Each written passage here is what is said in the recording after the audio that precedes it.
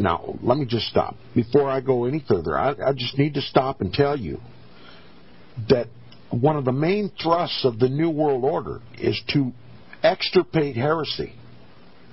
Rome never changes. Rome ruled with a rod of iron in Europe, and she's going to rule with that same rod in this country. As soon as she reaches the ascendancy, as soon as she gets enough control, enough power, enough influence, all pretense of religious liberty are going to be thrown off. History is repeating itself. This is nothing new. And what we can see through history, we can boldly expect to take place right here in this country.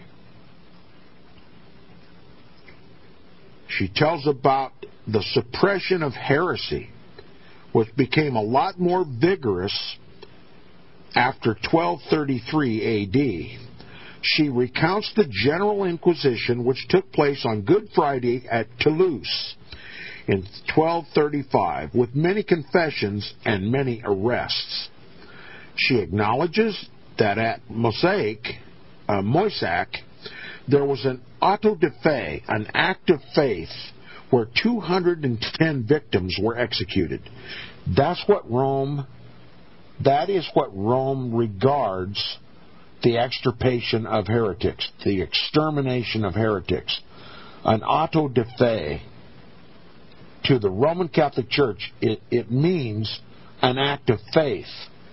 In other words, it's a form of worship to God by which grace is infused into the person who commits this outrageous act of extirpation of heretics. Are you comprehending this?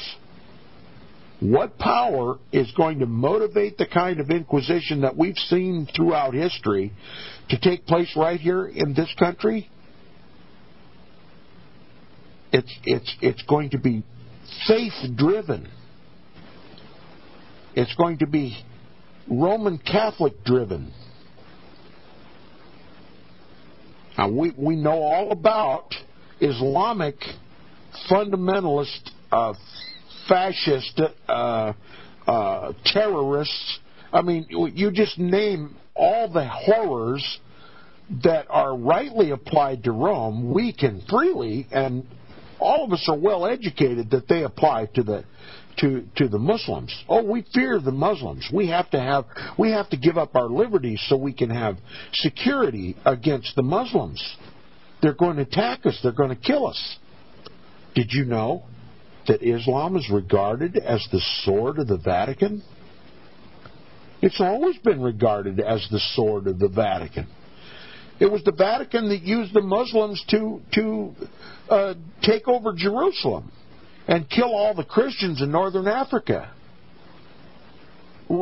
Islam has demonstrated itself to be the sword of the Vatican.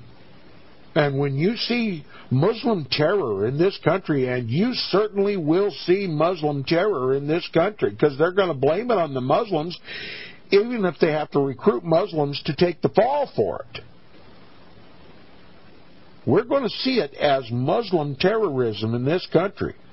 But you better know that Rome is behind the destruction of this Protestant constitutional republic, and she'll use anybody at her disposal to do it. Remember, we were quick to judge the Muslims as having been the perpetrators of 9/11. And it motivated this whole country to go to war in the Middle East to extirpate the heretics of the Muslims, the Shia Muslims for the Vatican.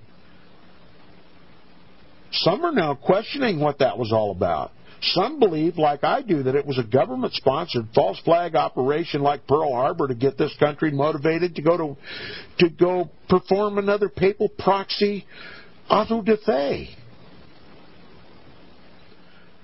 And when America gets tired of war and begins clamoring to bring the troops home, we're going to see another Muslim terrorist attack in this country. It worked once.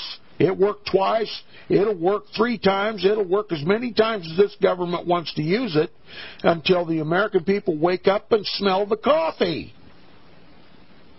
And it's not Colombian coffee. It's Roman coffee.